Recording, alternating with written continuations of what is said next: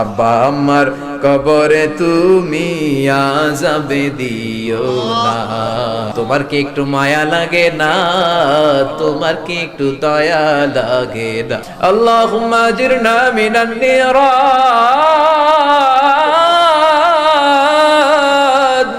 ও বিশাল আকাশের মালিক, বিশাল জমিনের মালিক, বিশাল মরুভূমির মালিক, বিশাল পাহাড়ের মালিক, লৌহে মাহফুজের মালিক, বাইতুল মামুরের মালিক, সিদরাতুল মুনতাহার মালিক, লৌহে মাহফুজের মালিক, বিশাল আরশের মালিক।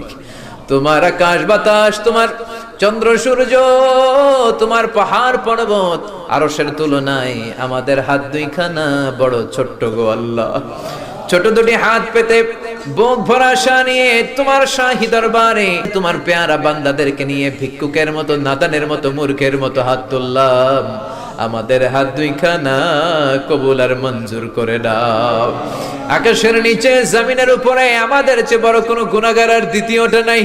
এমন কোনো গুনাহ নাই যে আমরা করি নাই, সগীরা কবিরা, জেনে না জেনে, ইচ্ছায় অনিচ্ছায়, শিরকি বেদাতি, বন্ধুর পাল্লায় পড়ে, শয়তানের ধোঁকায় পড়ে হাজার হাজার গুনাহ করেছি।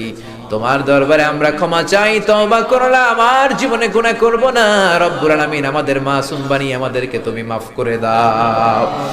আমাদের আব্বা আম্মা, দাদা দাদি, নানা নানি, চাচা চাচি, খালা খালু, মামা মামি, শ্বশুর শাশুড়ি, পাড়া প্রতিবেশী, দেশি খেসি, সবাইকে তুমি মাফ করে দাও।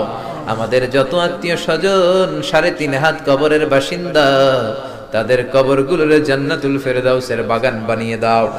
রব্বুল আলামিন, জানেন আমার কোন ভাইয়ের এখানে আব্বা বেঁচে নাই, কোন ভাইয়ের আম্মা বেঁচে নাই, কোন ভাইয়ের দাদা বেঁচে নাই, কোন ভাইয়ের দাদি বেঁচে নাই, কোন ভাইয়ের নানা বেঁচে নাই, নানি বেঁচে নাই। এমন হতে পারে রে মাওলা, আব্বা আম্মা, দাদা দাদি, নানা নানি কেউ নাই।